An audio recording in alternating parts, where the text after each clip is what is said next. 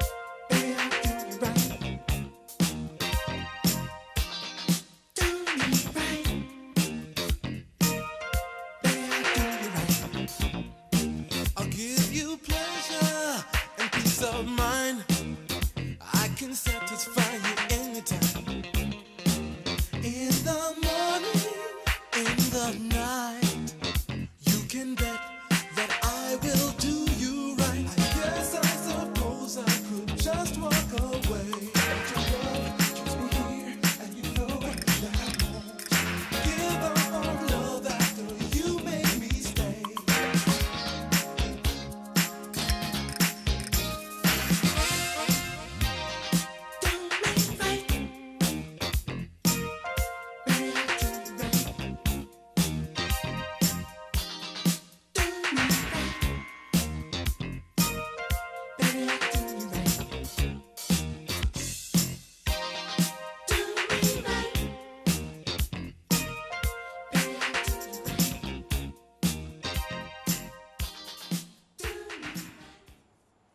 Voilà, petit tour en Europe de l'Est. Et avant de revenir sur votre plateau, le plateau de la matinale Matin Bonheur, c'est vrai qu'aujourd'hui c'est la fête du travail, mais quand même, hein, tout le corps ne va pas se reposer quand même, n'est-ce pas Marco?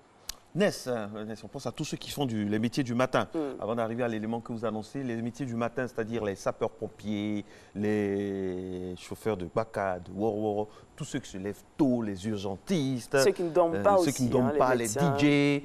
Salut comme ça au passage, mon ami DJ Brico. Tous ceux... Voilà, mais c'est vrai. Marco. C'est vrai, c'est du boulot. C'est du boulot. On sent que vous aimez les métiers de la nuit. Je pensais que vous allez mais parler la preuve, j'aime les métiers de la nuit. Mais oui. Les corps habillés, non, les corps habillés, on les a trop célébrés. Les rester là comme ça. Effectivement. Mais j'ai dit les urgentistes. Donc, vous avez parlé des DJ aussi. Des DJ, oui. Ceux qui travaillent la nuit, ceux qui travaillent à faire plaisir aux autres. Les serveuses aussi. Non, pas... Oui, tout le corps. Les videurs. Les videurs, voilà. C'est un métier. C'est des gens qui travaillent beaucoup. Il faut le féliciter. Et puis aussi... tous ceux qui sont dans le domaine de ceux qui surveillent Abidjan la nuit, les agents de sécurité qui veillent sur le bien fondé des choses. Et sans grands moyens. Oui, ces gens-là, on ne parle jamais d'eux, mais ils abattent un travail formidable. Les femmes, les sages-femmes, les garçons de salle, un peu. Voilà quoi. Célébrer toutes ces personnes-là dont on parle peu dans les médias, mais qui abattent un travail magnifique. Les couturiers, surtout peu connus, qui veillent dans leurs ateliers. Voilà. Ça aussi, pour les couturiers, ils ont raison de veiller. Parce qu'ils ont tendance à prendre des commandes qui n'arrivent pas à assumer. Mais si vous savez qu'ils sont... les couturiers, Marco, veillez. Oui. Non, si vous savez qu'ils sont bookés, vous insistez, vous leur donnez, il faut s'attendre à ça. Ils disent jamais non, Marco. Ils disent jamais non. C'est pour ça qu'il faut anticiper. Par exemple, la prochaine fête musulmane, par exemple, c'est quand? C'est le mois prochain, je crois. C'est le mois prochain. C'est quand? C'est le mois prochain, c'est en juin, non? En juin. C'est en juin, donc il y en a déjà que je connais qui ont déjà donné leur tenue pour ne pas avoir d'embouteillage, par exemple. Faut anticiper. Il y en a qui attendent au dernier moment et la galère chez les couturiers. Mais n'attendons surtout pas le dernier moment pour faire du sport. Hein. Il faut toujours faire du sport. La preuve, dans Matin Bonheur.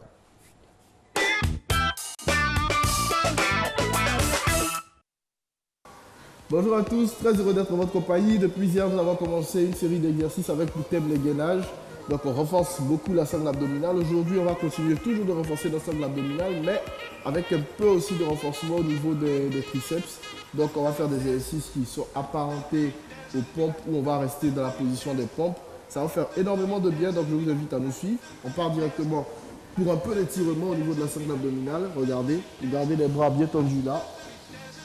Et on descend le dos, le bas du dos jusqu'à toucher le sol et on regarde le plafond, on reste là, 1, 2, 3, 4, 5, allez on part à l'opposé derrière, on va s'asseoir carrément sur les talons et on tire bien devant, ok, voilà, comme on sort du lit ça nous permet de bien s'étirer, voilà, et on part directement pour le premier exercice, position de gainage planche alternée de position de pompe. Alors, qu'est-ce que ça donne? On se met d'abord en position de gainage là, on pousse, on remonte et on redescend. Comme ça. On va en faire 10 deux fois. Allez, 3, 2, 1, top, c'est parti. 1, 2, 3, 4, 5, 6, 7, 8, 9, dernier, et 10, super. On redescend. Allez, on souffle un peu, on respire. On va repartir encore une nouvelle fois pour cet exercice. Un peu de courage chez vous. Allez, 3, 2, 1. Les filles en position. Et top, c'est parti. 1, 2, 3,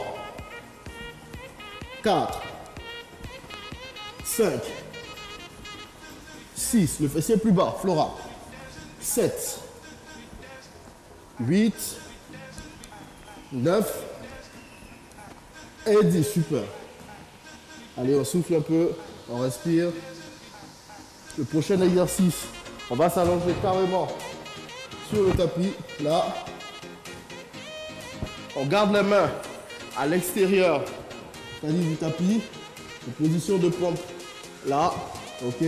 On va remonter carrément sur la pointe des pieds et on donne un coup de genou. On se recouche à nouveau et puis on change. Un coup de genou, d'accord? Go, 1, 2, courage, allez, 3, 4, encore, 5, poussez pour bien vous relever, 6,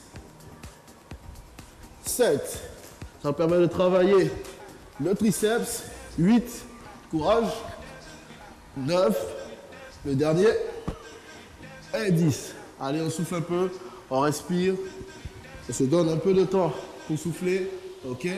Si au niveau des bras, vous sentez que ça tire déjà, vous les relâchez un peu. Sinon, on part directement pour le deuxième passage. Allez, 3, 2, 1, on pousse.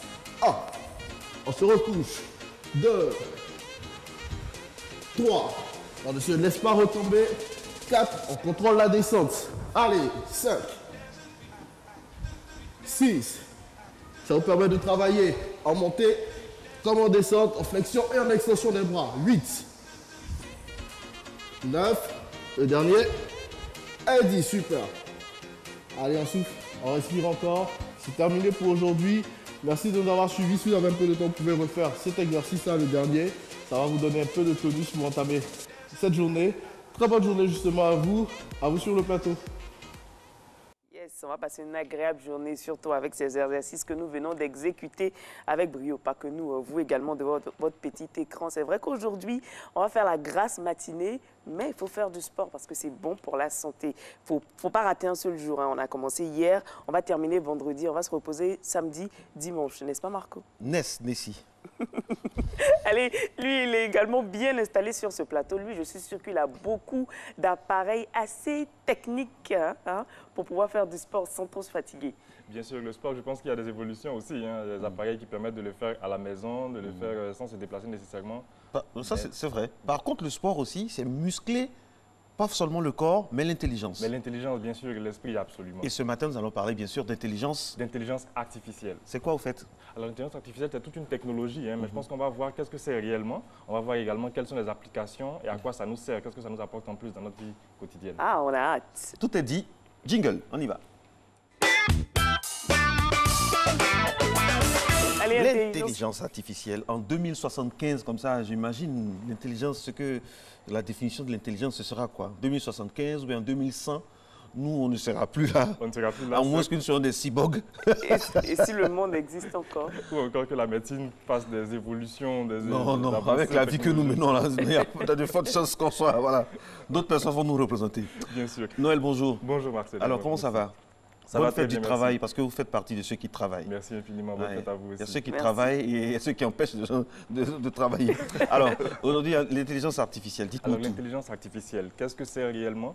L'intelligence artificielle, on va s'atteler à en donner une définition. On va également voir les différentes applications, ces différents domaines de prédilection et qu'est-ce que ça nous apporte au quotidien. Alors, l'intelligence artificielle est l'ensemble des techniques et des technologies visant à permettre aux machines d'imiter une forme d'intelligence réelle. Ce sont donc des algorithmes, des programmes informatiques destinés à faire fonctionner les machines avec un cerveau humain. Donc, ils imitent un cerveau humain, ils sont capables de prendre des décisions. Qu'il s'agisse donc de nettoyer la piscine, passer l'aspirateur, faire la cuisine. Aujourd'hui, de nombreux appareils sont équipés d'intelligence artificielle. Tout cela pour imiter la capacité de prendre des décisions et décider les meilleurs moments pour agir.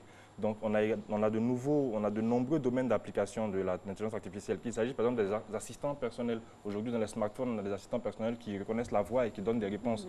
On a également la vision artificielle qui permet de reconnaître les images. Donc, les différents domaines de prédilection de l'intelligence artificielle. On va déjà commencer par le domaine militaire. Donc, l'intelligence artificielle adaptée au domaine militaire a déjà produit de nombreux appareils Donc déjà passant par les drones jusqu'à de nombreux équipements, on a également cet Alpha Dog. Donc c'est un appareil designé comme un chien qui Alpha permet... Dog. Alpha Dog, tout à fait. En ce moment, il n'est pas très abouti, mais déjà il permet de déplacer des charges lourdes sur le théâtre des opérations. On a également ce serpent qui a été conçu par les Israéliens, qui permet donc de se faufiler jusqu'aux lignes ennemies pour voir ce qu'ils font. On a également cette drôle de sentinelle. C'est une sentinelle qui est fixe, qui permet, avec un système d'intelligence artificielle et une caméra très avancée, d'analyser tout ce qui est autour d'elle, de déceler les mouvements et de voir donc venir l'ennemi et de scanner et de façon autonome, sans aucune intervention humaine. Un jour, nos pays, on aura ça aussi. Mais je pense qu'on en sera équipé. Elle peut donc soit déceler, lancer une alarme, déceler le mouvement, et en fonction du niveau de danger, elle peut soit réagir, tirer des balles à blanc et donc éliminer. On a également des versions mobiles. Donc toutes ces technologies-là, adaptées à tout ce qui concerne la guerre, tout ce qui concerne la sécurité, permettent donc de définir des équipements de plus en plus autonomes. Donc ces appareils-là permettront d'acquérir une cible, de fixer sur cette cible et puis de l'éliminer de façon entièrement autonome, sans aucune intervention humaine. Wow. Mais également dans le domaine médical. Dans le domaine médical, on a également des avancées. Là, au moins, c'est plus intéressant. Ça fait moins peur, puis voilà. Bien sûr, bien sûr. Alors aujourd'hui, au niveau de l'imagerie médicale, on a l'intelligence artificielle qui est implémentée dans de nombreux équipements. Donc aujourd'hui, les médecins sont bombardés d'images. Il y a de nombreuses images, que ce soit l'image par tomographie ou alors par radiographie. On a de nombreuses images et les médecins doivent analyser ces images tout le temps. Pour l'instant, c'est uniquement les radiologues ou alors les chirurgiens qui peuvent analyser ces images. Mais avec l'intelligence artificielle, on peut donc faire en sorte de créer des bases de données avec les images qui ont été recensées.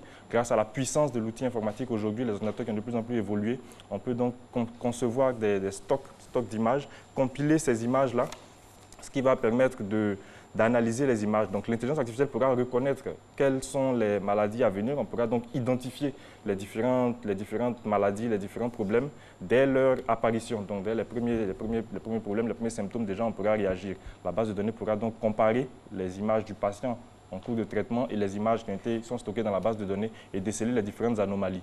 Et cela permettra donc de suivre le patient et de prédire les différentes anomalies qui pourront survenir au fur et à mesure. Donc l'intelligence artificielle liée à la médecine, notamment à l'imagerie médicale, permettra donc de déceler, avant même que les maladies s'aggravent, toutes les anomalies qui pourront donc apparaître. Donc c'est vraiment très important parce que l'œil humain n'est pas uniquement capable, n'est pas tout seul capable de prédire tout cela. Mais également au niveau de la consultation. Aujourd'hui, on a une cabine médicale, une cabine connectée, qui permet donc le patient tout seul va s'installer dans la cabine et il va procéder lui-même à ces différentes analyses. Donc en ce moment, la version d'essai, c'est un médecin qui se connecte encore sur un écran vidéo et qui donne donc des instructions, des consignes au patient, qui lui-même utilise les différents instruments pour réaliser les différents tests. Donc tous les équipements qu'il utilise sont connectés et ces données-là sont transmises au médecin qui est connecté au bout du monde, qui permet donc de donner les différentes consignes. Même l'examen de l'ORL se fait directement par le patient lui-même avec des outils adaptés. Et le médecin analyse et donne donc des consignes au fur et à mesure au patient. À terme, avec une intelligence artificielle, il n'y aura carrément plus aucune intervention du médecin, mais cela pourra se faire de façon entièrement autonome. Donc là, le médecin donne des consignes et une vingtaine de minutes après, l'ordonnance est imprimée. Donc il n'y a aucun contact entre le médecin et le patient, mais avec la vidéo, avec l'ensemble des détecteurs, cela se fait entièrement. Aujourd'hui, on a une quarantaine de ce genre de cabine qui est baptisée Consult Station, qui est installée à travers le monde et l'entreprise qui l'a conçue la loue entre 2 et 3 millions de francs par mois. Donc, c'est vraiment un système autonome et grâce à sa connexion satellitaire, on peut installer ce type de cabine partout dans le monde. Nous, les endroits les plus reculés où il n'y a pas de connexion Internet, les zones blanches carrément, où il n'y a aucune connexion. Mais on a également aux États-Unis une machine qui vient d'être autorisée, donc l'utilisation est aujourd'hui vulgarisée. Cette machine permet donc de déceler pour les diabétiques tous les problèmes liés à l'œil. Donc, exactement, la machine prend en photo l'œil et elle analyse toute seule la qualité de la rétine et elle permet donc de déceler toutes les anomalies liées et qui sont donc causées par le diabète. Donc c'est carrément très évolué, ça permet donc de façon toute entièrement autonome. La machine est baptisée IDX-DR, donc c'est une machine entièrement autonome qui vient juste d'être autorisée. Avec l'intelligence artificielle, on n'a plus besoin d'intervention d'un médecin, mais la machine décèle le problème et donc il conseille donc aux patients de se référer à un médecin, à un ophtalmologue beaucoup plus avancé. Mais également dans le domaine automobile, l'intelligence artificielle permet de créer des véhicules autonomes. Mais on a plusieurs niveaux d'autonomie parce que ce n'est pas tous les véhicules autonomes qui sont en réalité entièrement autonomes. Donc les différents niveaux d'autonomie qui sont reconnus par les États. Donc il y a 6 niveaux en tout. On a le niveau 0 pour les véhicules qui sont carrément les anciennes générations de véhicules, les anciennes voitures. On n'a carrément pas d'autonomie, on n'a pas d'aide à la conduite, on n'a rien du tout. Donc le conducteur est le seul maître à bord de son véhicule. Il décide, il doit rester en permanence figé sur la route. On a ensuite le deuxième niveau, qui est le niveau 1. Ça, c'est la plupart des véhicules qui roulent en ce moment avec les différentes aides à la conduite, le volant, la direction assistée, les aides à la conduite. Mais tout est toujours utilisé par le chauffeur. C'est toujours lui qui doit rester constamment branché sur la route et qui donne donc les différentes consignes. Il n'y a pas d'intervention en tant que telle de la machine. Ensuite, le niveau 2, c'est les véhicules avec un niveau d'autonomie un peu plus élevé, donc les véhicules partiellement autonomes.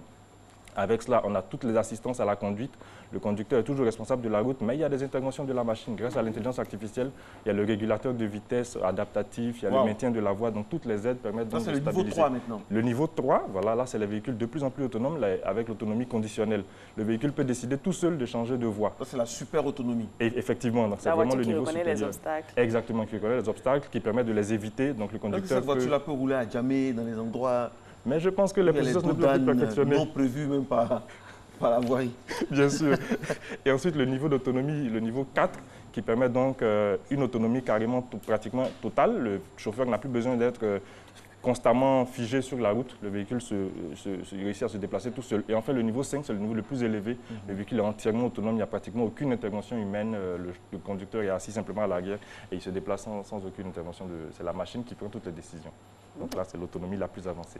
Autonomie. Merci beaucoup à vous, Noël Kadiou. C'est vrai que le travail procure également l'autonomie, permet de se prendre en charge sa famille et avoir une certaine dignité. Voilà un élément maintenant que nous vous proposons dans cette émission spécialement dédiée à tous ceux qui créent des richesses, qui travaillent, à tous ces braves travailleurs de la radiodiffusion, télévision ivoirienne, à tous ceux qui se lèvent très tôt pour vous servir, qui abattent un travail colossal, confrontés à des appareils, des machines. Franchement, j'aimerais rendre hommage à ces collègues-là, à ce milieu que je côtoie depuis pratiquement 20 ans. J'ai vu des gens travailler, aimer avec beaucoup de vigueur ce métier passionnant. L'historique de la fête du travail, Nessie, c'est maintenant. Chicago, États-Unis d'Amérique, 1er mai 1886. Une grève généralisée suivie par 400 000 salariés paralyse un nombre important d'usines. Les travailleurs réclament la journée de 8 heures de travail, mais les patrons s'y opposent. Les travailleurs durcissent le ton et le mouvement s'étend jusqu'au 4 mai 1886. S'ensuit alors des échauffourées avec la police et le bilan est lourd. On compte une dizaine de morts et de nombreux blessés. Mais les grévistes obtiennent tout de même gain de cause. Un exemple de courage dans la lutte pour les droits des travailleurs qui fait des émules. Car 3 ans plus tard, l'Internationale socialiste français se réunit dans la capitale française et adopte le 1er mai comme la journée internationale des travailleurs. En 1919, le Sénat français ratifie la journée de 8 heures et fait du 1er mai de l'année suivante, à titre exceptionnel, une journée chômée, uniquement chômée. Et c'est seulement le 30 avril 1947 que la mesure est reprise par le gouvernement français pour faire du 1er mai une journée chômée et payée. Aujourd'hui, la fête du travail est célébrée dans la quasi-totalité des pays du monde entier, comme en Côte d'Ivoire, où tous les 1er mai, les syndicalistes et le président de la République se rencontrent pour célébrer le travail, poser les préoccupations et partager la vision de chacune des parties pour la bonne marche de la nation. Voilà, de retour sur le plateau de Matin Bonheur. Hein, voilà. Big up à tous ceux qui se lèvent chaque jour, chaque matin pour vaquer à leurs différentes occupations. Ben oui, big up Marco. Oui, vraiment félicitations, beaucoup de courage, continuez, n'abandonnez pas. Ceux également qui cherchent du boulot, allez-y, tenez bon, vous allez forcément trouver une porte qui va s'ouvrir. Hein. Voilà. Donc, de retour sur notre plateau avec notre invité Marco. Nous avons notre invité, il est secrétaire général central Dignité, c'est M. Soro Mamadou. Bonjour. Bonjour. Bonjour, je suis plutôt le secrétaire général de la centrale syndicale Humanisme. Humanisme, oui, c'est pas Dignité, c'est Humanisme. M. Soro, je vous ai reconnu tout à l'heure. Comment ça va? Oui, on peut dire que ça va, mais déjà, d'entrée de jeu, je voudrais déjà rendre un hommage mérité à nos aînés, à nos dévanciers, qui à l'époque ont pu faire passer la journée de 8 heures, de 22 heures de travail par jour, à 8 heures aujourd'hui, qui paraît assez ordinaire, mais ça a été le fruit de la lutte reconnaissance infinie à eux. Mais aussi, bonne fête à vous, les travailleurs de la RTI, qui permettez aux uns aux autres, partout où ils sont, d'avoir l'information en temps réel.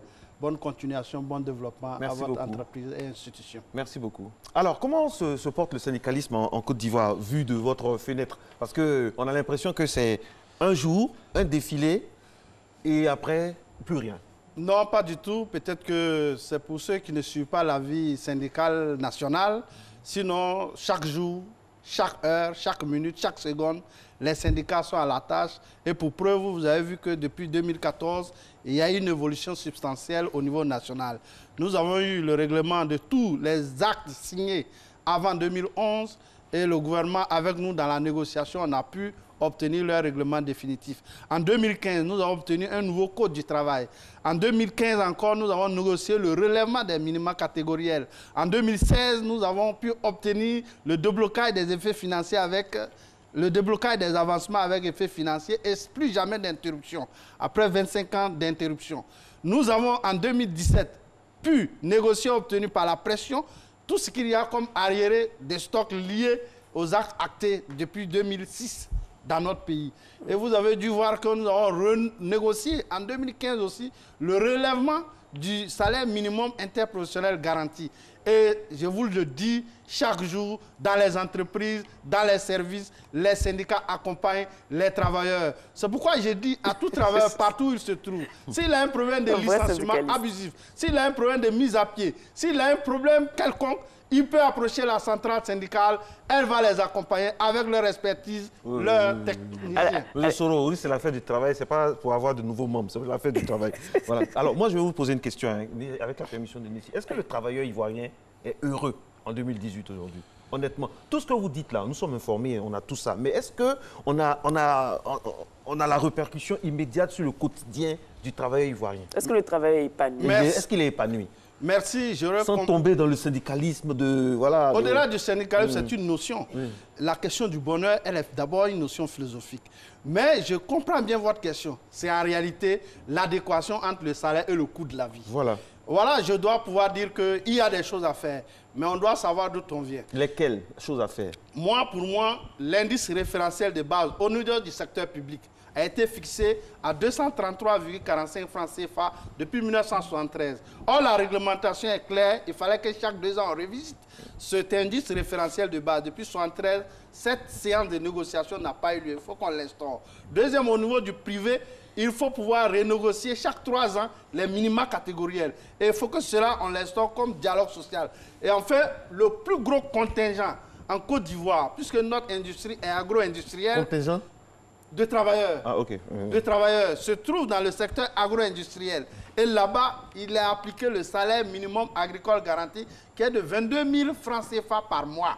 C'est insoutenable vu le niveau de vie en Côte d'Ivoire. Et donc, il faut qu'on rentre dans une phase de négociation. Pour négocier le relèvement, nous souhaitons qu'il soit arrimé sur le SMIC parce qu'il y a des patrons qui disent non, mon secteur est agro-industriel, non, il n'est pas de l'industrie, etc., pour éviter tout échappatoire. Donc, pour vous dire, une hygiène de vie peut nous permettre de pouvoir avoir une vie adéquate, mais en même temps, chaque jour, nous devons travailler pour améliorer la condition humaine. Et c'est ça, c'est un besoin naturel et légitime de l'homme. C'est pourquoi les syndicats la centrale syndicale humaniste. Humanisme. D'accord. Et qui vous contacte? Qui s'adresse à vous? Ceux qui ont déjà des contrats? Ceux qui font juste des petites prestations? Bien au contraire, il faut, au moment de la négociation du contrat, il faut approcher les syndicats pour qu'ils vous conseillent. Parce que nous avons une claire connaissance des niveaux économiques de chaque entreprise. Nous allons vous conseiller et nous pouvons vous conseiller le niveau des salaires et nous pouvons vous conseiller des avantages qu'il faut négocier. Puisque la négociation dans le secteur privé du contrat de travail est individuelle. Donc il faut se faire accompagner dès le début de la négociation sur votre contrat de travail. Deuxième élément, dans le processus de votre profil, de votre cursus de carrière, nous devons pouvoir ensemble élaborer dans toute entreprise un profil de carrière qui vous permet, dès votre entrée, de pouvoir sortir avec le niveau le plus élevé dans votre profession.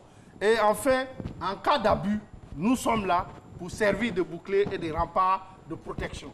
Donc voilà un peu, mais globalement, nous aussi, nous les formons à ce qu'ils soient assidus au travail, à ce qu'ils aient une conscience professionnelle pour que la richesse produite dans l'entreprise puisse s'accroître. Et c'est lorsque la production s'accroît que nous prétendons à une distribution plus équitable. Vous revendiquez plus combien de démocratique. membres, M. Soro? Combien de membres? 134 syndicats nationaux, 863 000 membres. Et ça correspond à quel pourcentage dans le pays? Non, il faut savoir qu'en Côte d'Ivoire, l'État ne nous accompagne pas véritablement comme il se doit, comme dans les pays anglophones et aussi dans le secteur privé, le patronat. Peut-être que c'est parce que vous aussi, il y a des défaillances à votre niveau. C'est peut-être possible, mais vous savez que la société humaine est quoi? Chacun a des qualités et des défauts. Est-ce que c'est pas trop politisé? Est-ce que la politique ne vous divise pas au sein des syndicats? Mais le syndicalisme, c'est d'abord une politique. Mais je comprends votre question. Vous pensez au sens du parti politique. Mais non. Bien au contraire, c'est parce qu'on veut nous affaiblir qu'on veut introduire la Syndicaliste le jour, militant de parti politique la nuit pour raser les murs. Peut-être que ça existe chez vous aussi. Vous pouvez dire ça, mais je voudrais vous rassurer. Il n'existe pas dans la conscience humaine un cerveau neutre. Mais il s'agit dans chaque ensemble de définitions. Quand vous portez le manteau des syndicalistes, de vous inscrire sur ce chapitre des syndicalistes. Mais après, le syndicat, vous pouvez aller militer dans vos associations de village, dans vos associations religieuses. Cela n'est pas interdit. C'est pour l'épanouissement de l'homme. Merci beaucoup. Et c'est cela. Donc, il n'existe pas de conflit politique et syndicat. Il y a des différences, bien au contraire. Le syndicat, par sa nature, est un regroupement de travail d'un même secteur qui se sont regroupés de façon démocratique pour défendre les intérêts matériels et moraux et défendre les droits collectifs et individuels.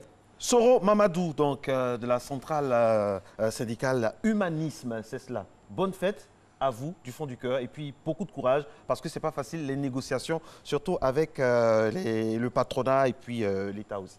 Bonne fête à vous aussi. Bon courage. Surtout dire que nous souhaitons le meilleur pour nous tous, que l'État regarde un peu la question de l'eau, qui est une préoccupation essentielle actuellement. Vous savez, à chaque seconde, il y a une négociation avec lui. Merci beaucoup. Le journal aussi, on va voir un peu ce qu'on a au niveau de l'info. C'est avec Hamza Diaby. Je ne sais pas s'il est syndicaliste, mais en tout cas, c'est un bon journaliste. À tout à l'heure.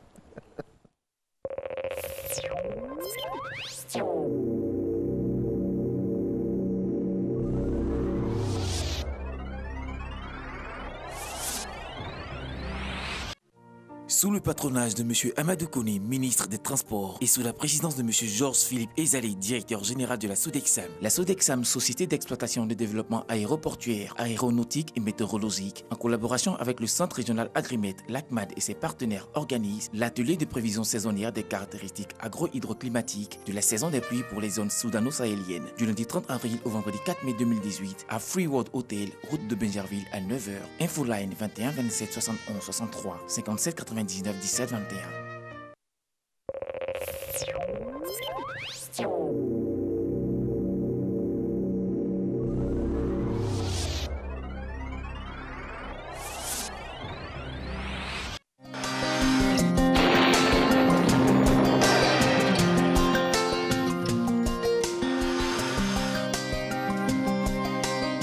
MTN, everywhere you go. Mesdames et messieurs, bonjour. Pour le temps prévu pour cette matinée, des nuages présents sur la mer pourraient apporter des pluies parfois orageuses sur les villes côtières. L'Est observera un temps nuageux avec des possibilités de pluie et ailleurs, le temps sera partiellement nuageux. Les températures prévues pour cette matinée, Abidjan 26 degrés, Adiaké 26 degrés, Bondoukou 23 degrés, 24 degrés à Boaké, Daloa, Dimbokro, Gagnoa et Korogo, 22 degrés à Mont, 23 à Odiéné, 26 degrés à San Pedro, 25 à Sassandra, 24 à Tabou et à Yamsokro. L'après-midi, l'ouest, le sud-ouest et le littoral connaîtront un temps instable, marqué par des formations de cellules orageuses suivies de pluie. Des passages nuageux intéresseront le nord-est et le centre-nord en fin de période et ailleurs, le ciel sera partiellement nuageux. Pour les températures prévues pour cet après-midi, 31 degrés à Abidjan et à Adiaké, 34 degrés à Bondoukou et à Boaké, 33 degrés à Daloa, 35 degrés à Dimbokro, 33 à Gagnoa, 34 à Korogo, 30 degrés à Mont, 34 degrés à Odiéné, 30 degrés à San Pedro, 31 degrés à Sassandra, 30 degrés à Tabou et enfin 33 degrés à Yamoussoukro. Très bonne fête de travail à tous et à toutes.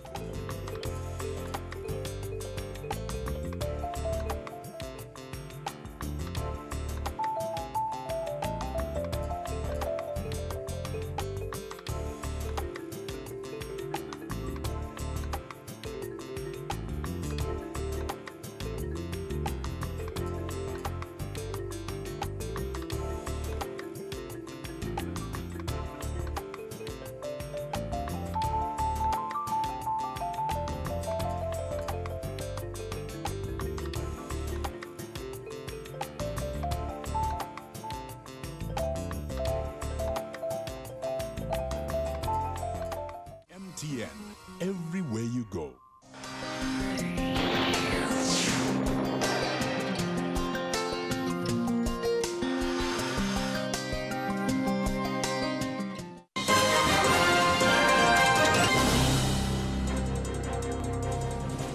Bonjour mesdames et messieurs, bienvenue dans ce 6h30. Nous sommes le 1er mai 2018 et c'est la fête du travail.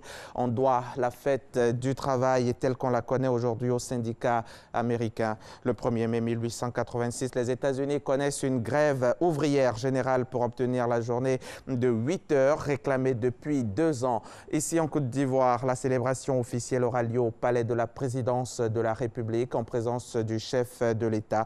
Célébration que vous pourrez suivre bien sûr en direct sur RTI 1. L'Union générale des travailleurs de Côte d'Ivoire, l'UGTCI, sera certainement présente à cette célébration au palais de la présidence de la République.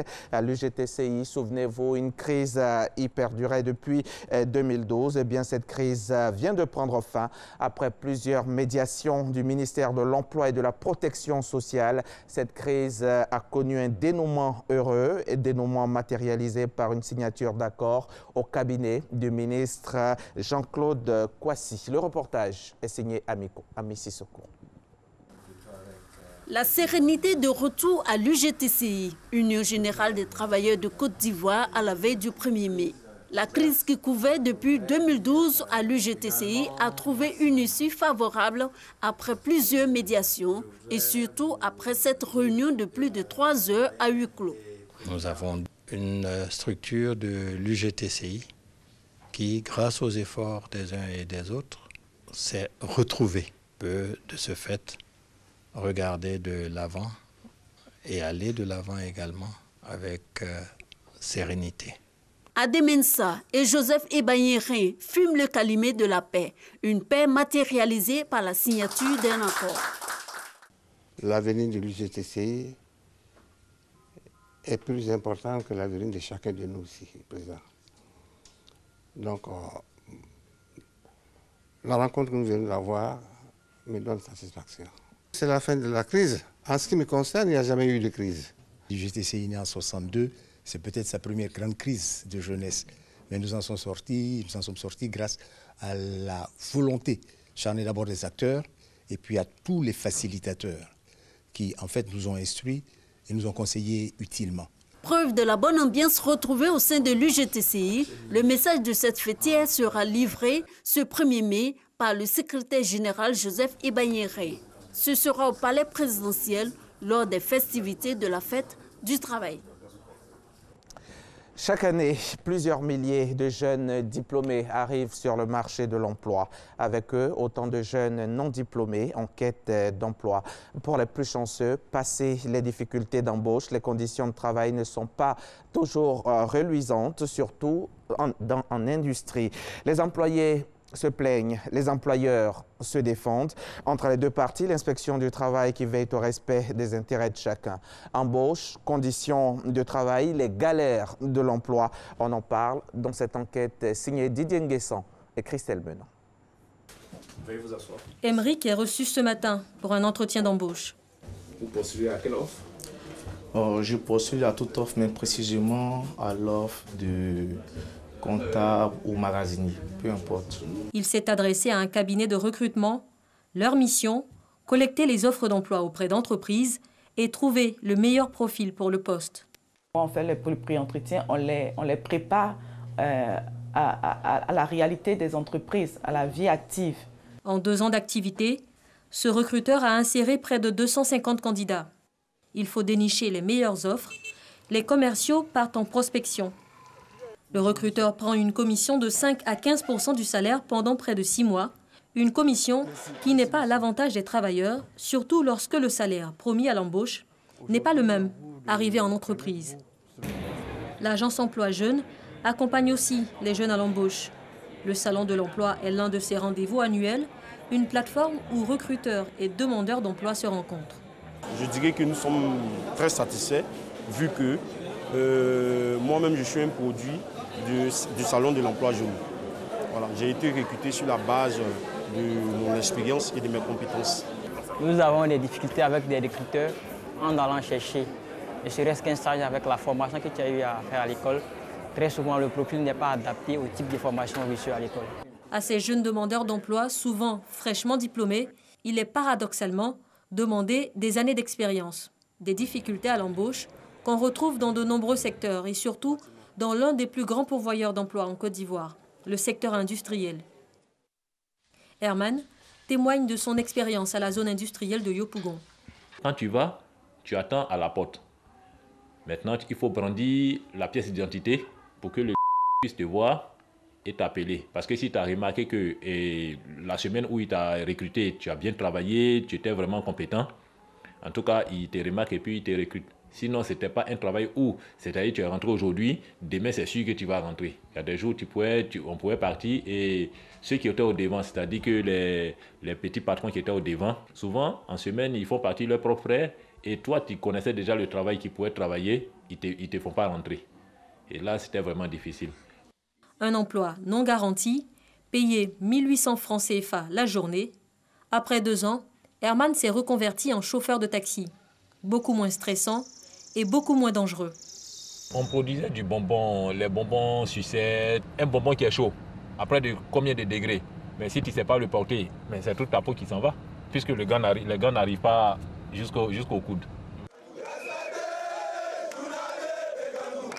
Des conditions de travail et une rémunération que dénoncent aussi ces journaliers en grève pour licenciement de 8 de leurs collègues.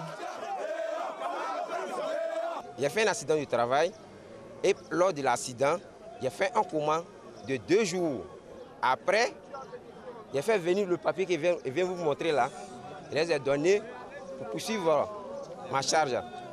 Et ils ont refusé. Et ils m'ont dit qu'ils étaient malades avant de venir dans leur entreprise. Avant de venir ici, moi, ils n'étaient pas malades. Nous traitons des produits chimiques sans moyen de protection. Tu rentres dans cette entreprise en bonne santé, tu en sors malade. Il y a quelques amis qui sont ici. Vous allez constater qu'ils ont 3 couleurs de peau. Ils attendent de nous qu'on fasse des rendements extraordinaires. Mais ils nous donnent des salaires de misère. La direction de l'usine s'explique. Nos chiffres sont clairs. Au niveau de la paie, je ne joue pas avec ça. Tout le monde est bien au-delà du SMIC. Puisque ici, celui qui travaille, même sans heures supplémentaires, on n'a rien à cacher, un journalier, il se fait 90 000 francs CFA par mois. Je dirais plutôt qu'il y a certains travailleurs qui refusent de porter leurs lunettes de protection ou de porter les gants parce que ça les gêne. C'est tout. À chaque fois, c'est un scénario pas possible pour les obliger à les mettre. Donc nous venons à peine de finir la visite annuelle obligatoire. Et ils sont passés devant un dermatologue, ils sont passés, en fonction bien sûr de leurs activités, devant un ophtalmologue. Ils ont fait de la spirométrie, voilà, la totale. On a eu une inspection de la CNPS il n'y a même pas 1 mois d'ailleurs. Nous avons 3 mois pour nous mettre aux normes. Contrat de travail de 11 mois non reconductible, absence d'équipement de protection. Nous n'avons pas pu avoir accès aux documents qui appuient les différentes thèses. Mais nous nous sommes tournés vers l'inspection du travail pour connaître les différents recours dans ce type de situation. Nous assistons à une séance de médiation. Désiré a eu un accident de travail. Son employeur refuse de payer ses soins. Au regard des pièces de ce dossier, il apparaît visiblement que le travail ici n'a pas été déclaré à la CNPS. Les parties en conflit n'ont pas trouvé d'accord. L'inspecteur leur remet un procès-verbal de non-conciliation. Ils iront devant le tribunal du travail. Pour les entreprises qui ne sont pas en règle, des recommandations sont faites sous forme de mise en demeure. Donc, à sortie de délai, et l'inspecteur du travail est chargé d'assurer le suivi de ces mises en demeure-là afin de donner des conseils et aider progressivement l'entreprise à se conformer à la législation. L'inspection du travail n'a pas de pouvoir coercitif. Seul le juge du travail peut sanctionner une entreprise fautive. Il n'y a plus de peine d'emprisonnement depuis 2015. Les amendes ont été revues à la hausse. Elles vont de 500 000 à 2 500 000 francs CFA. Chaque année, 6 000 cas d'accidents de travail sont dénombrés en Côte d'Ivoire. Leur prise en charge coûte entre 8 et 40 milliards de francs CFA à la Caisse nationale de prévoyance sociale. Reportage signé Didier Nguessan et Christelle Menant. Voilà donc ce que l'on pouvait dire concernant la fête du travail qui, je le rappelle, aura lieu ce matin même au palais de la présidence de la République en présence du chef de l'État, le président Alassane Ouattara. Autre chose à présent, les populations de Gouméré et de Tabagne dans la région du Gontougo viennent de rendre un hommage à Kabaniale, la ministre du Plan et du Développement, pour son implication dans les actions de développement initiées dans la région. C'était à l'occasion des retrouvailles des filles et fils de ces deux localités. L'objectif, je le rappelle, c'était de renforcer la cohésion sociale dans la région. C'est ce que nous dit notre reporter Godefroy Okambawa. C'est dans la pure tradition Abron que les populations de la sous-préfecture de Gouméré, dans la région du Gontougo, à leur tête, Sa Majesté Nana Akidom Ene, ont traduit leur reconnaissance à Kabaniale, fille de la région, ministre du Plan et du Développement. Un hommage pour ses nombreuses actions de développement initiées dans la région.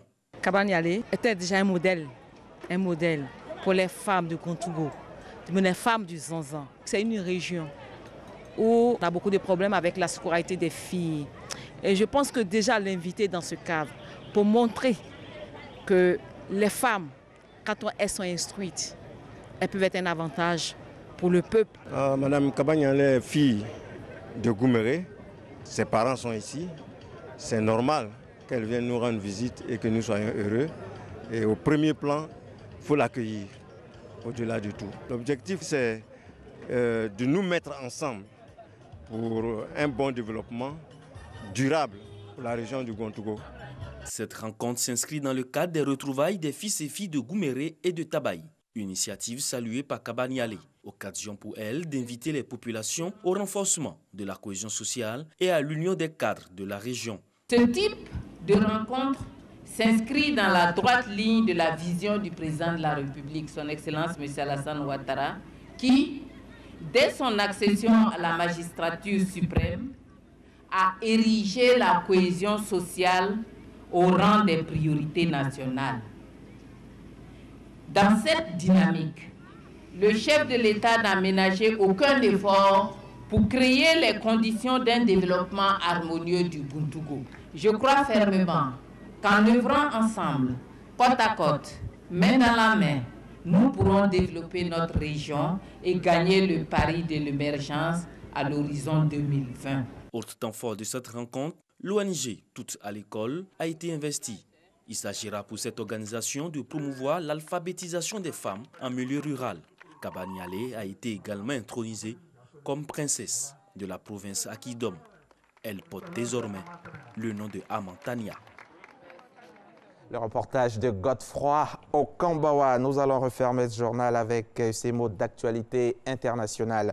Le Tchad va désormais entrer dans une 4e république. Le Parlement a adopté hier lundi le projet de nouvelle constitution. L'opposition est vent debout contre ce texte qui acte le passage à un régime présidentiel intégral avec notamment la suppression du poste de Premier ministre ou encore l'allongement du mandat du chef de l'État. C'est dans un contexte tendu que s'est déroulé le vote. Le quartier du Parlement à N'Djamena était totalement bouclé alors que l'opposition avait appelé à manifester. Et puis au Gabon, c'est un véritable séisme politique qui vient de se produire. La Cour constitutionnelle a décidé hier lundi de dissoudre l'Assemblée et de faire démissionner le gouvernement car la date limite pour organiser les élections législatives n'a pas été respectée. Les autorités gabonaises avaient jusqu'à fin avril pour le faire. Dans cette situation de blocage, la Cour constitutionnelle décide donc de frapper fort. Entre-temps, le Sénat a été désigné pour assurer l'intérim de l'Assemblée nationale. C'est la fin de ce journal. Merci de l'avoir suivi et bonne fête de travail à vous tous.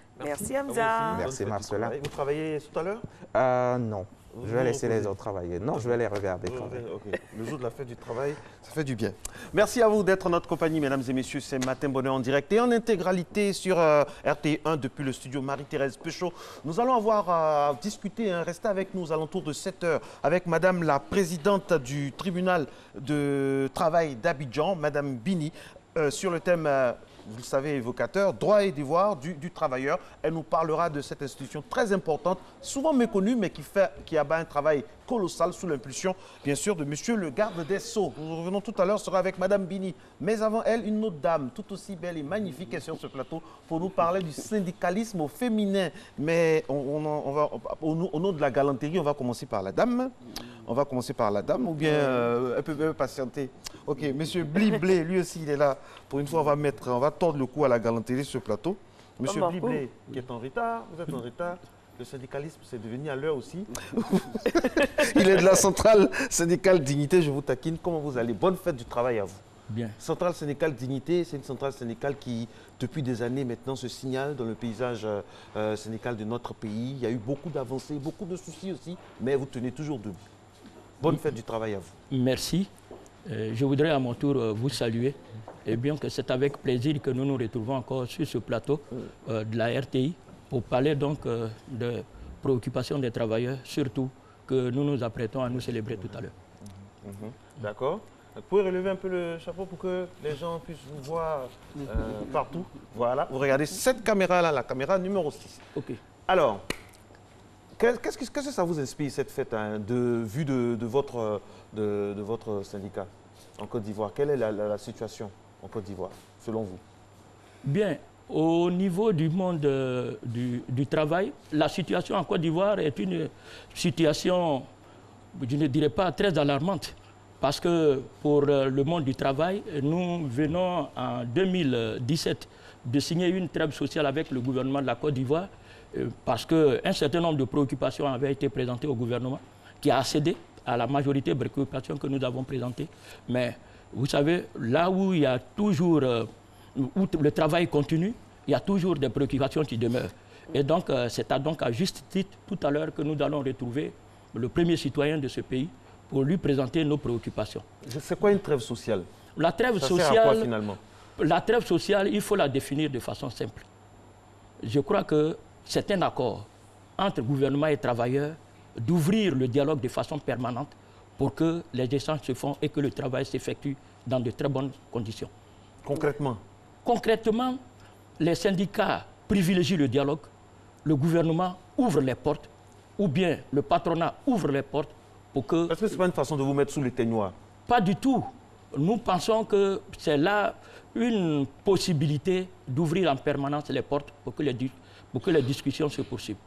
Les discussions se poursuivent et ça va se poursuivre avec Mme Salibata Doumbia. Donc on le rappelle, elle est deuxième secrétaire de l'UGTCI. C'est bien cela? C'est cela. L'UGTCI qui signifie? Union Générale des Travailleurs de Côte d'Ivoire.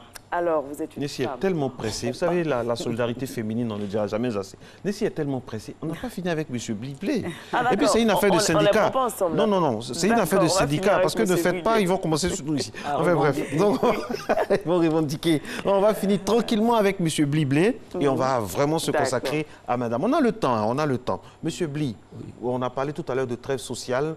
Vous parlez de trêve. Moi, je dis, le syndical, est-ce que le syndicalisme a besoin de trêve? Le syndicalisme, c'est la permanence. Et quand on entend souvent la trêve, ça fait bizarre. C'est comme si vous étiez entendu. Et parfois, un travailleur de loin voit ça bizarrement. L'entreprise, c'est quoi? C'est l'entreprise qui fait vivre l'homme. L'entreprise a besoin de sérénité. Et c'est pourquoi, nous, les syndicalistes, quel est notre rôle? Présenter nos préoccupations de personnes permanentes au patronat, aux responsables. Alors, si une occasion nous est donnée de le faire en toute quiétude, on applaudit. L'entreprise a besoin de sérénité, donc, mais le travailleur, il a également besoin de travailler dans de bonnes conditions. Oui, mais est-ce que les travailleurs ne se sentent pas trahis? Non, non, on ne comprend pas bien. Ce qu'on doit comprendre à travers trêve, je vais dire, pourquoi les syndicats revendiquent? On revendique pour retrouver la table de discussion. Parce qu'on ne nous écoute pas. C'est pourquoi on va en grève.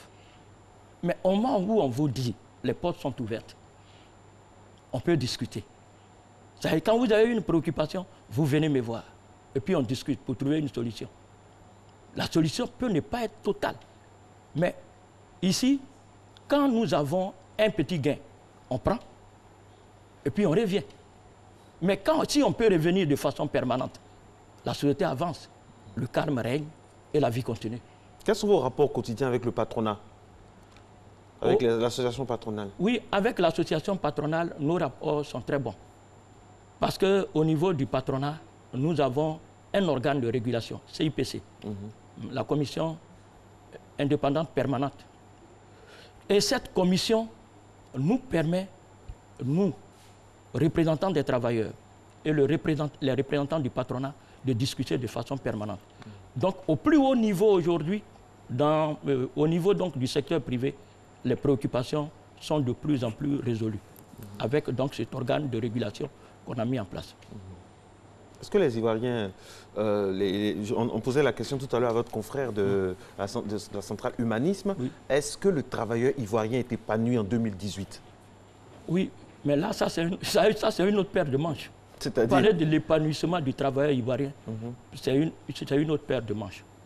Parce qu'il y a des préoccupations essentielles que le travailleur ivoirien ne peut pas aujourd'hui dire, à travers lesquelles il ne peut pas dire qu'il est satisfait. Il y a le logement. D'accord. Il y a donc le logement. Il y a même le coût de la vie qui grimpe, qui grimpe, qui grimpe, et que le salaire ne suit pas toujours. Et comment vous allez les voir régulièrement?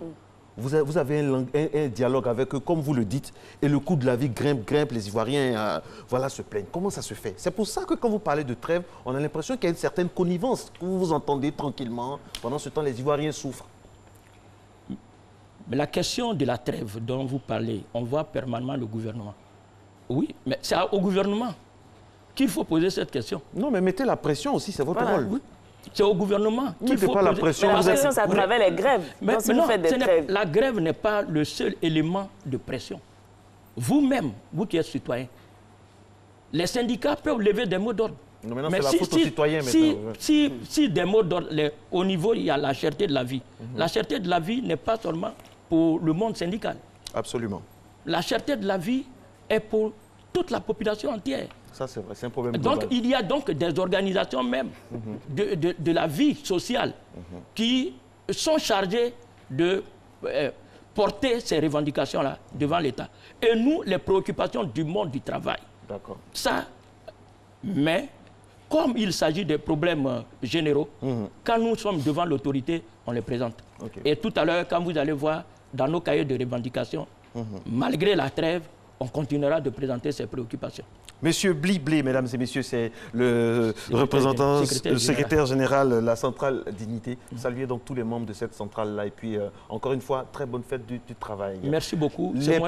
Oui, merci beaucoup. Les préoccupations des travailleurs sont multiples et multiformes. Il y a des travailleurs en début d'activité. Aussi, il y a les femmes. Cette frange donc, de travailleurs qui fait beaucoup dans tous les secteurs d'activité. Sur ce plateau, nous avons le plaisir d'avoir une pionnière en matière de syndicats au niveau des femmes.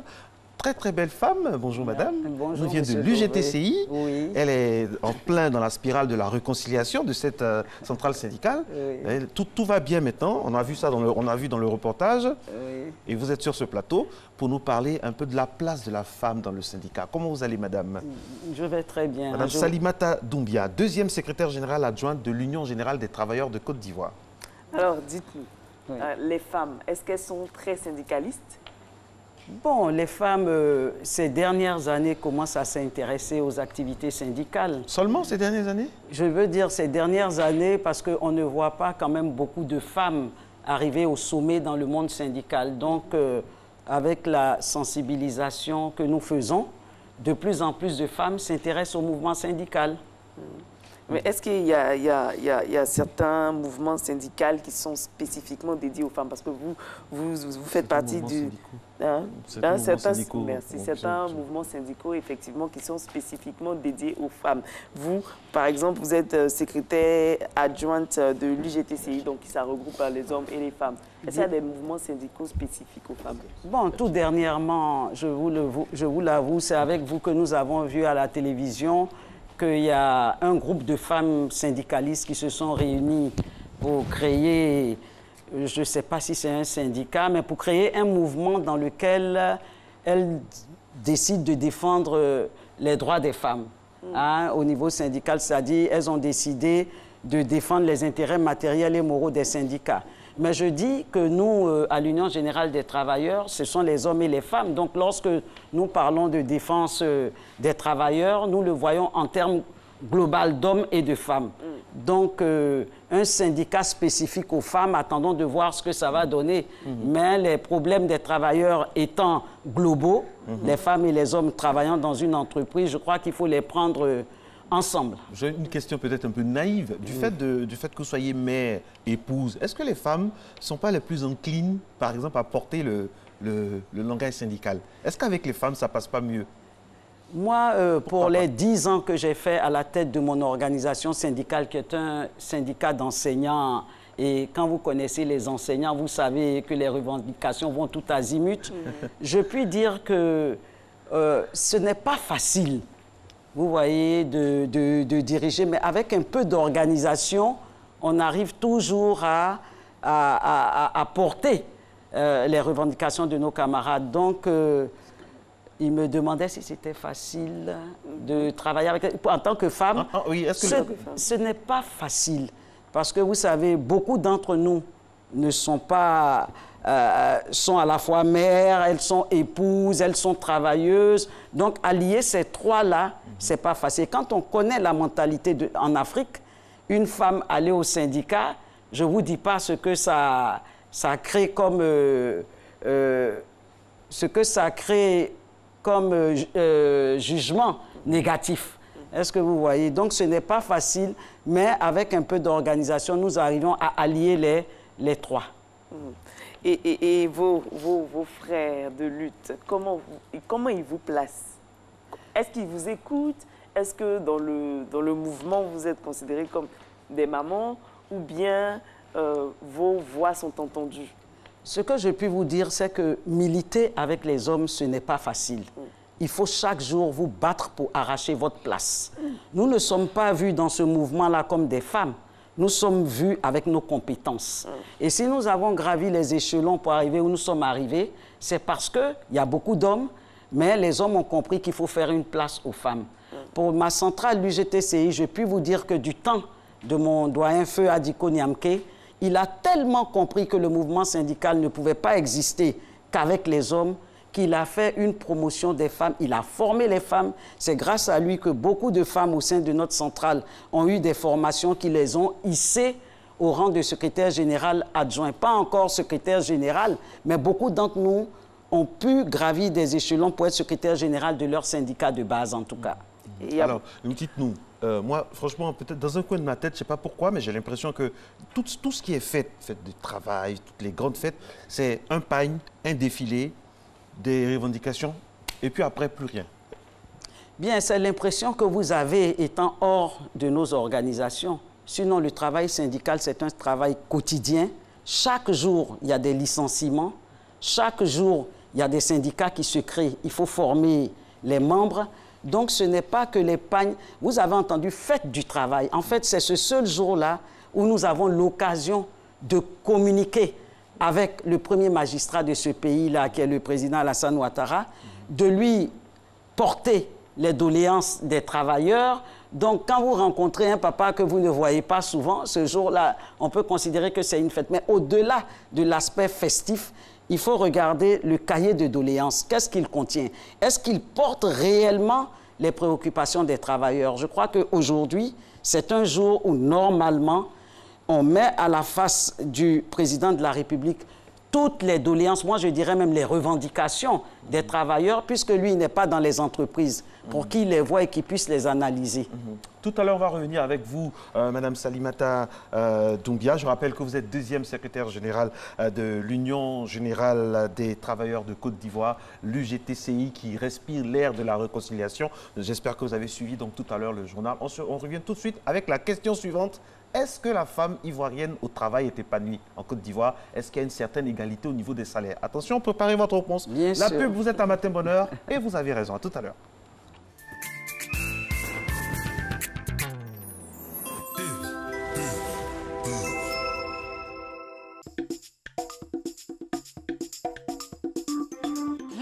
Maman, tu as changé de lait? C'est très bon. Oui, c'est le lait Leti, vitaminé, riche en calcium et au goût crémeux. Il te fera déborder d'énergie.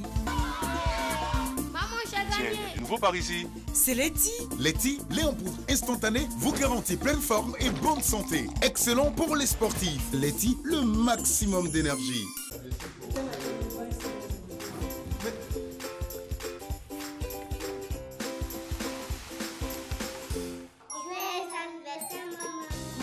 Se réunir autour d'un bon repas est une tradition chez nous. Comme à toutes nos rencontres, il y a toujours beaucoup de joie partagée. Mais surtout au menu, de bons plats de riz La Rizière. Son goût unique et son parfum captivant font de chaque repas un moment de pur bonheur.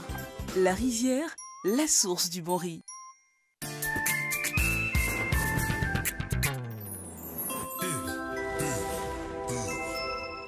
Réponse, madame.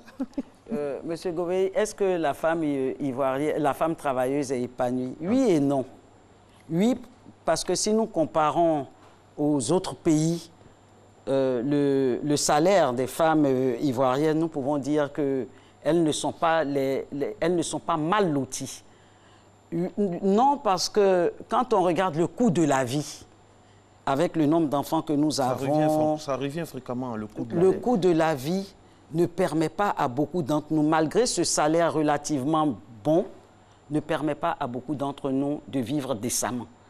Et nous disons que la femme ivoirienne, on peut dire qu'elle est épanouie, parce que comparativement, elle arrive parfois à se loger, à se vêtir, à aider aux charges du ménage, mais non parce que pour la grande majorité des travailleuses, le salaire ne suffit pas. C'est un problème global. C'est un problème global, oui. C'est pas que les... Ce ne sont pas que les femmes travailleuses. Lorsqu'on parle du coût de la vie, comme l'a dit mes prédécesseurs, ça englobe toute la population ivoirienne. Et ces dernières années, malgré les efforts qui sont faits, même pour augmenter le salaire des travailleurs, jusqu'à présent, ce salaire-là ne suffit pas à vivre décemment. Mais là, qu'est-ce qu'il faut faire? Qu'est-ce qu'il faut faire? Il faut une vraie volonté politique. Ce sera votre mot de fin. Oui, il faut une volonté politique. Il faut analyser la situation de façon globale et les dirigeants doivent voir qu'est-ce qu'il faut faire, ce qu'il faut faire pour que les travailleurs et la population en général vivent décemment. Bon, dans notre pays, beaucoup a été fait. Il y a les infrastructures, la nourriture commence à sortir. Par moment, on paye un peu moins cher. Parfois aussi, c'est très cher. Donc, ça devrait être moins cher sur toute l'année.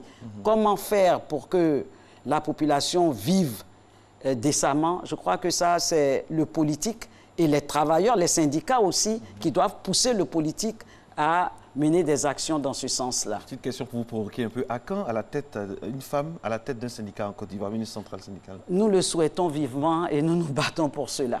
Merci et nous beaucoup. Espérons que ça va être pour très bientôt. Ah, amen. Merci beaucoup à vous, Madame Salimata Doumbia. Donc, vous êtes de la centrale syndicale UGTCI. Avec vous, nous parlions du rôle des femmes dans le mouvement syndical. Nous allons recevoir dans quelques instants seulement une autre femme, tout aussi dynamique. C'est Madame la présidente du tribunal du travail d'Abidjan. Vous l'avez compris, hein, toute cette émission est articulée, ça rime autour de la notion travail. Avec elle, nous parlerons du tribunal du travail d'Abidjan. C'est une chambre spéciale du tribunal de première instance d'Abidjan, au Géoplateau, qui est méconnu. Pourtant, on y abat un travail vraiment efficace. On va entrer dans tous ces contours avec la présidente dans quelques instants, juste après le jingle, l'élément explicatif. Vous êtes à Matin Bonheur, c'est la dernière ligne droite.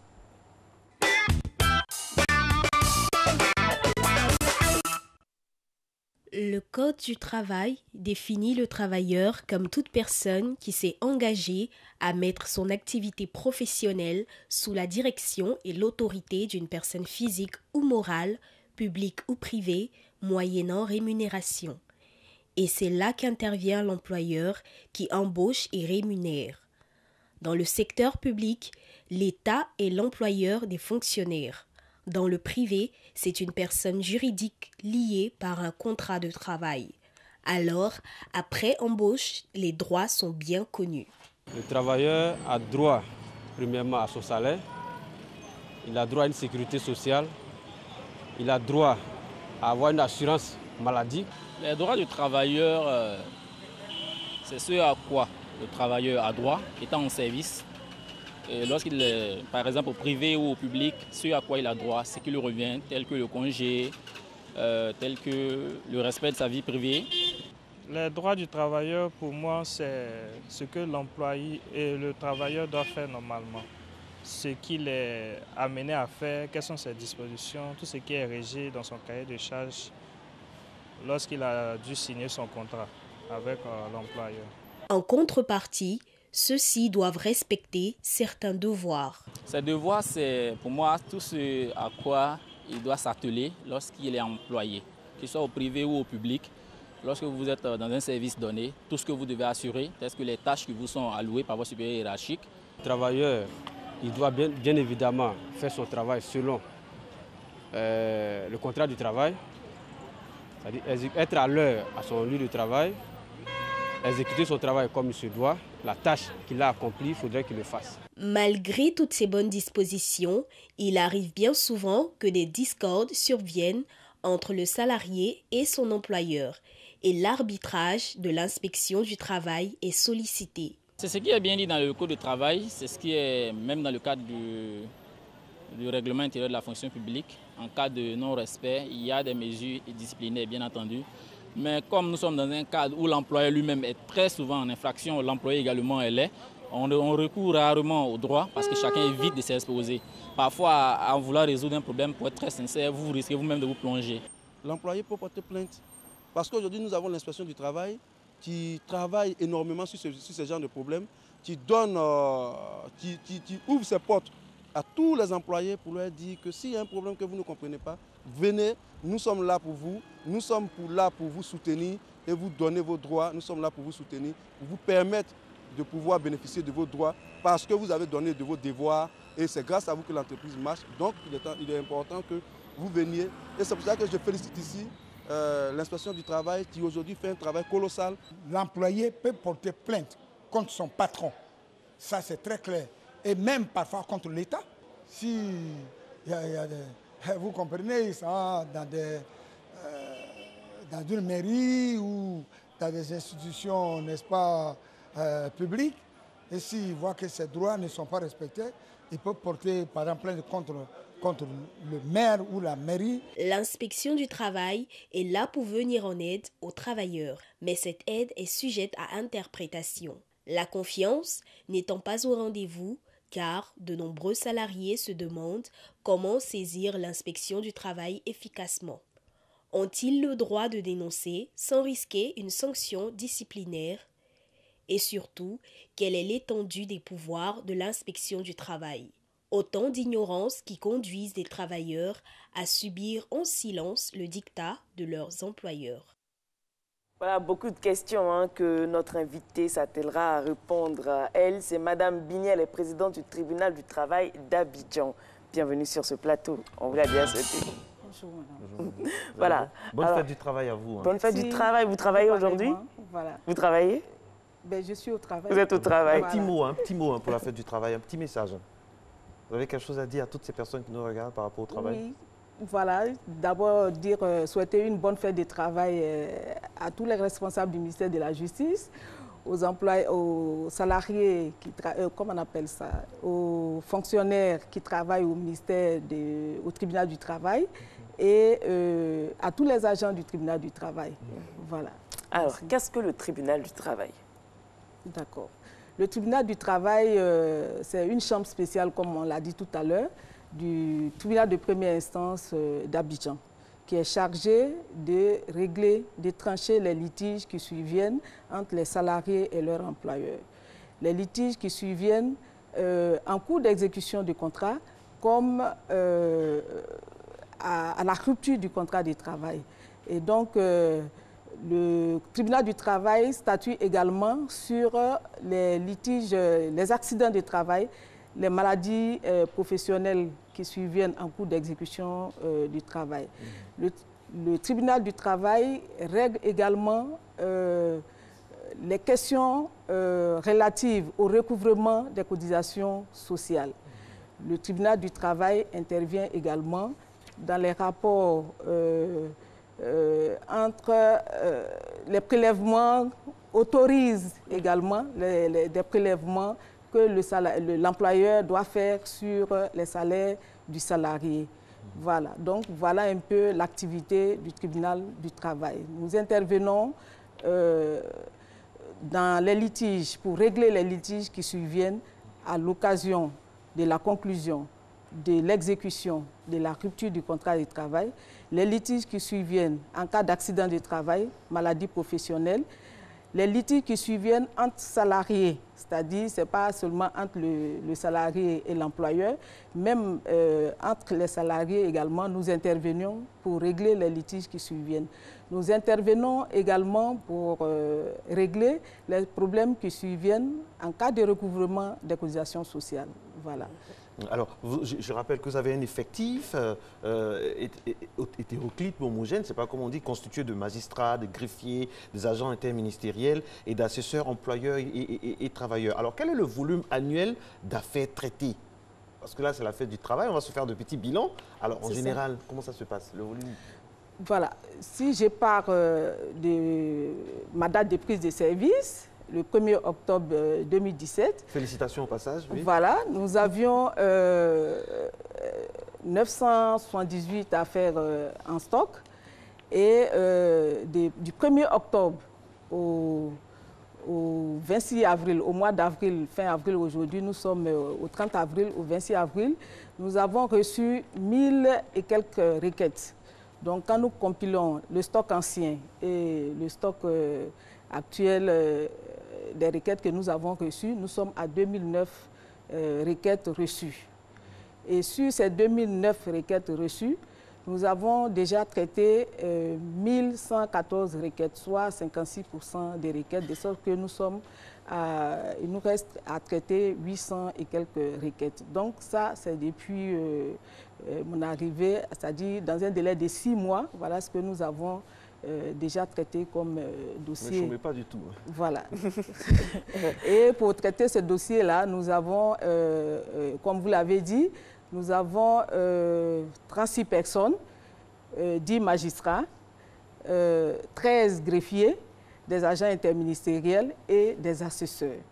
La particularité du tribunal du travail, c'est que le tribunal du travail siège avec un magistrat professionnel et des assesseurs, 2 assesseurs. Qui ne sont pas du corps. Qui ne sont pas du corps. Et ces 2 assesseurs-là, nous avons un assesseur employeur et un assesseur travailleur. C'est comme des prud'hommes. Des prud'hommes, voilà. Et donc, pour la prise de décision, ces personnes interviennent. C'est ce que nous appelons les délibérations. Donc, lorsque nous recevons un dossier, une requête, nous traitons cette requête-là. Nous recevons les écritures du demandeur et du défendeur. Le demandeur, la plupart des requêtes que nous recevons, c'est le salarié.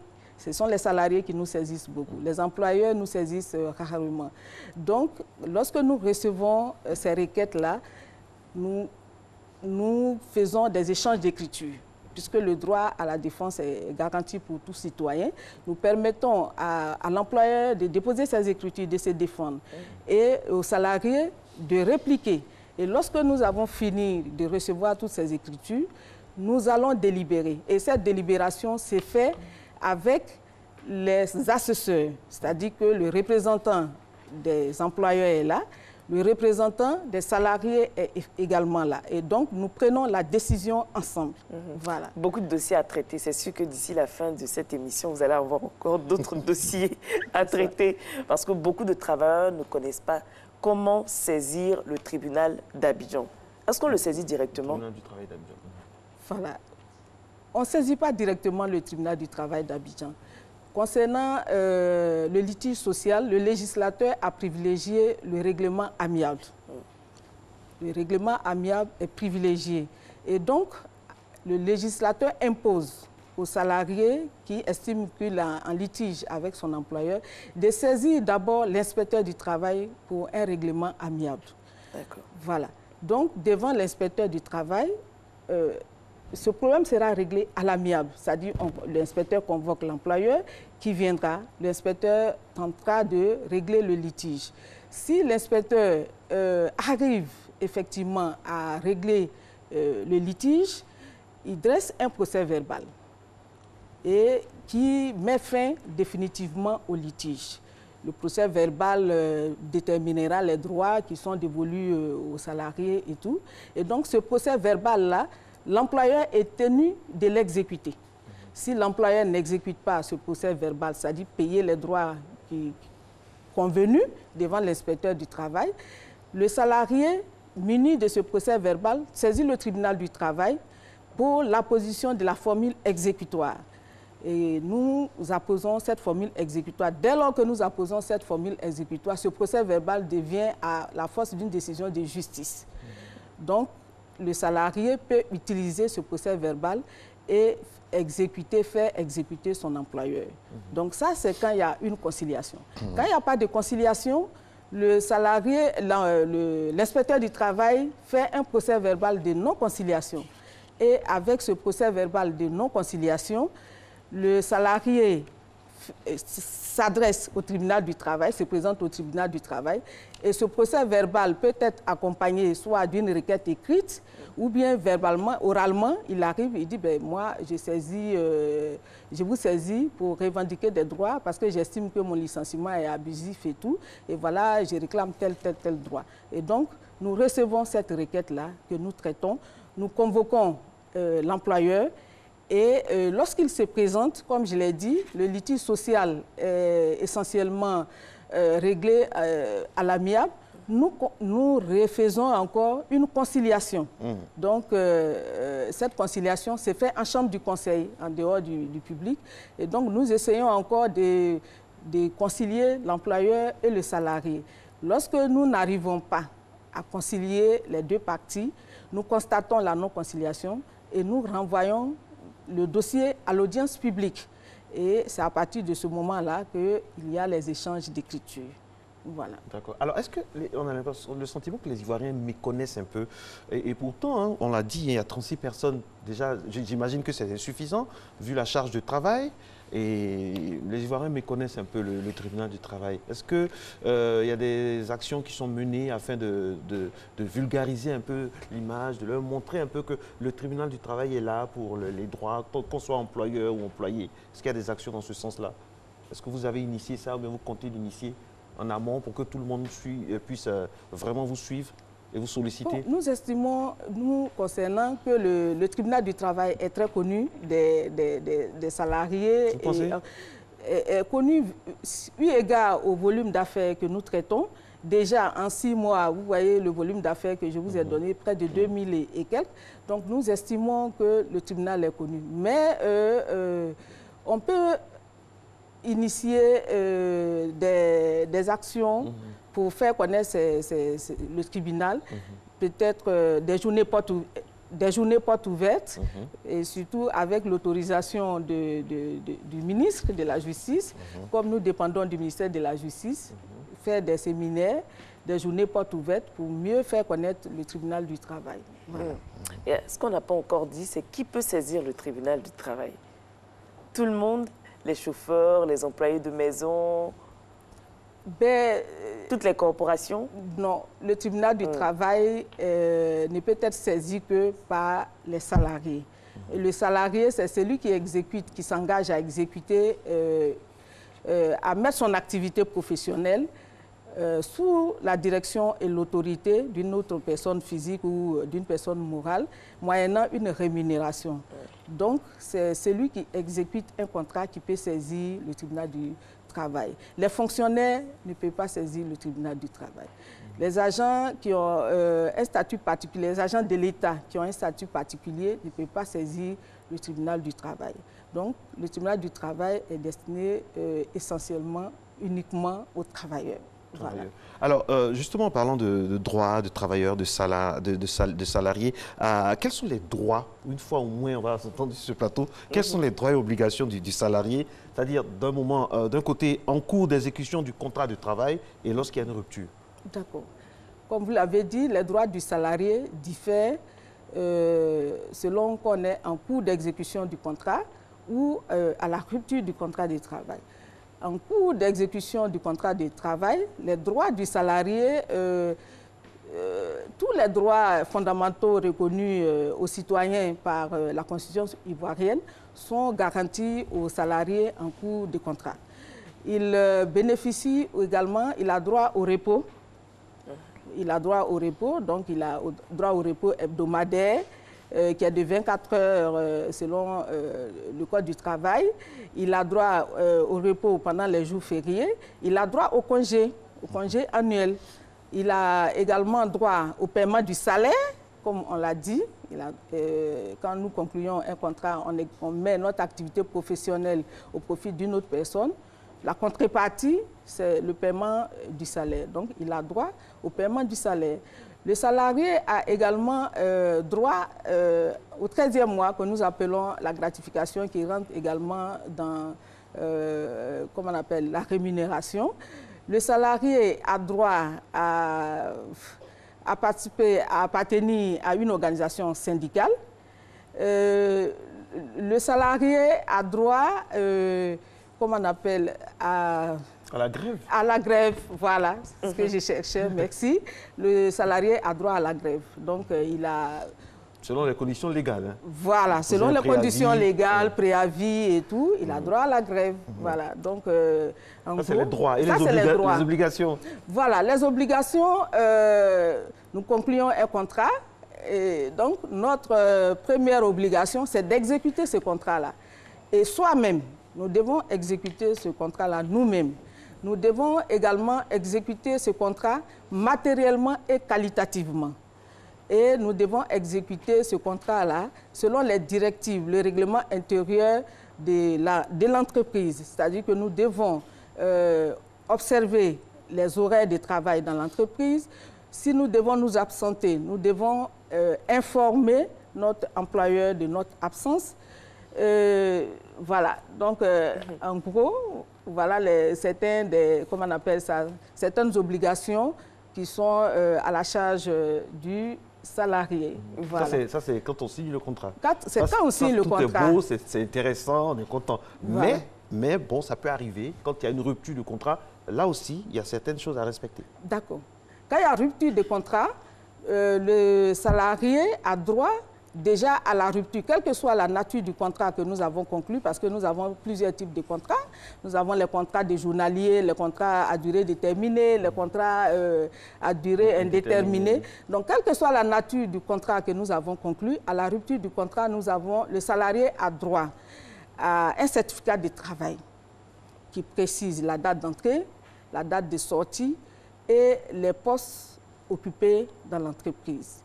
Le salarié a également droit à un relevé nominatif de salaire qui est délivré par l'institution de prévoyance sociale, c'est-à-dire la CNPS, pour justifier que, effectivement, son employeur l'a déclaré à la CNPS. Le salarié a également droit à une lettre de licenciement pour connaître le motif de la rupture de son contrat. Et donc, pour permettre au salarié d'apprécier la régularité de la rupture de son contrat. Et c'est muni de cette lettre de licenciement que souvent le salarié saisit le tribunal du travail. Et avec ce document, nous apprécions la régularité ou pas de la rupture qui est intervenue entre le salarié et son employeur. Au-delà des documents qui sont délivrés aux salariés, le salarié a droit à un certain nombre de, si on peut dire pour ne pas me répéter, de droits, c'est-à-dire à la rupture du contrat, il a des droits acquis que nous appelons chez nous droits acquis.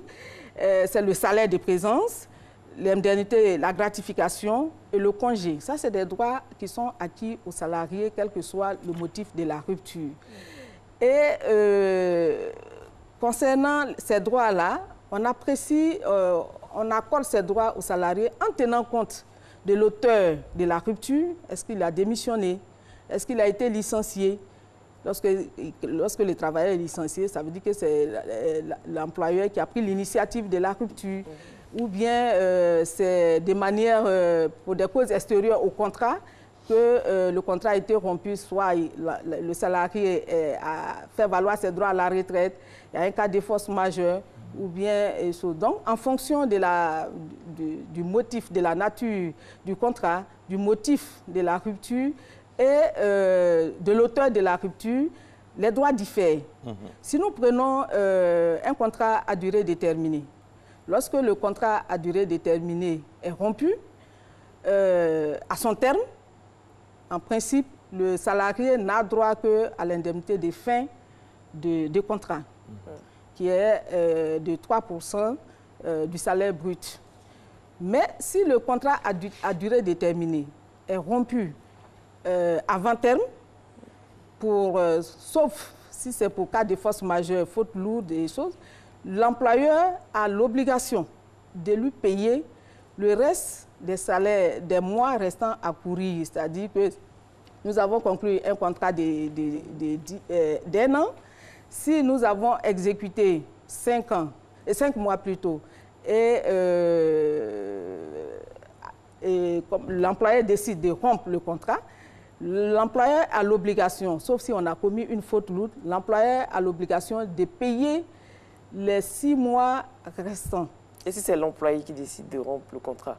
Si c'est l'employé en matière, comment on appelle ça, l'employé est libre de rompre son contrat de travail. Mais l'employeur n'a pas de droit à verser si l'employé rompt le contrat? Non. D'accord. Voilà. Il y a une question de Mme Fofana. Après règlement du litige, l'employeur a-t-il le droit, d'une manière ou d'une autre, de renvoyer son employé? On a réglé le litige, ça va, tout le monde repart en entreprise, et puis quelques jours, quelques semaines, voire quelques mois après, on apprend qu'il y a eu un licenciement. Est-ce que ça fait partie des droits de l'employeur? Sur ce point-là, le législateur a légiféré sur ce point et a décidé que lorsque le licenciement d'un salarié est consécutif à une action en justice, le licenciement qui intervient est nul. Et la réintégration du salarié doit être ordonnée. Et si l'employeur refuse de recevoir le salarié, le salarié se retourne vers le tribunal qui va condamner l'employeur à lui payer des dommages et intérêts. Voilà. Donc, on ne peut pas renvoyer un salarié parce qu'il a initié une action en justice pour revendiquer des droits. Madame la Présidente, il y a une question aussi qui vient, je voudrais la poser avant qu'on finisse l'émission. Certaines catégories d'employeurs, bon, ils ont cité une race, bon, nous à la télé, on ne va pas dire ça comme ça, c'est pas bon. Certaines catégories d'employeurs ont cette manie d'avoir 2 bulletins de salaire, un qu'on remet à l'employé et un autre qu'on remet aux institutions sociales. Est-ce que vous en êtes informé? Et puis, qu'est-ce que vous faites peut-être? Est-ce qu'il y a des descentes punitives, des descentes de contrôle dans certaines entreprises véreuses, entre guillemets? Bon, monsieur, je vous dis que le juge n'a pas ce pouvoir-là de contrôle au niveau des entreprises. C'est l'inspecteur du travail. Voilà, l'inspecteur du travail et tout, ces autorités administratives-là qui sont habilitées à faire des contrôles au niveau des sociétés. D'accord. Voilà. Et donc, et quand vous êtes le dernier recours, c'est ça? Vous êtes le dernier recours. Quand il n'y a pas eu d'entente, quand il y a eu des soucis au niveau de l'inspection du travail, c'est à vous qu'on vient pour le dernier mot, c'est cela? C'est ça. Voilà. Donc, au fait, je le dis pour que ceux qui nous regardent puissent suivre. Et voilà, donc, Madame Fofana et puis tous ceux qui posent les questions, sachez que Madame la Présidente est là pour répondre. Ici, la suite. Et c'est vrai que les employeurs sont à chaque fois accusés, mais est-ce que les employés ivoiriens font preuve de conscience professionnelle? Au vu des dossiers que vous avez déjà traités? Au vu des dossiers que nous traitons, c'est vrai que, au regard, si nous faisons les statistiques, il y a beaucoup de salariés qui saisissent le tribunal du travail et qui perdent leur procès. Donc, au regard de ces statistiques-là, nous pensons que les salariés ont également leur part de responsabilité dans la rupture des contrats de travail. Quel mot pour ceux qui nous regardent, qui méconnaissaient jusqu'à présent le rôle et surtout le travail que vous abattez au niveau du tribunal du travail? Un mot en ce jour très important du 1er mai. Ce sera votre mot de fin? Merci. Je dirais aux Ivoiriens que le tribunal du travail est à leur service et le tribunal du travail est là pour régler tous les litiges qui peuvent survenir en cours de contrat et même à l'occasion de la conclusion du contrat et à la rupture du contrat. Et nous sommes à leur disposition. Et nous avons mis en place un système actuellement qui fait que nos procédures sont accélérées. des traitements sont accélérés. Nous recevons, lorsque nous recevons les parties à la conciliation qu'il y a échec, nous leur impartissons un délai maximum d'1 mois pour le dépôt des écritures. Ce qui fait que les procédures sont accélérées. C'est pourquoi nous avons pu obtenir les performances que vous voyez là. Donc, pour dire que nous mettons tout en œuvre pour satisfaire et bien satisfaire les justiciables. Merci beaucoup, Madame la Présidente du Tribunal du Travail d'Abidjan, Madame Bini. Très, très bonne fête du travail à vous. Ça fait plaisir de voir les femmes donc au devant des choses. Et puis, on espère que vous allez bénéficier de beaucoup plus de moyens pour la défense des droits des travailleurs, aussi des employeurs, parce qu'eux aussi ont des droits. Vive le travail. Bonne journée à toutes et à tous.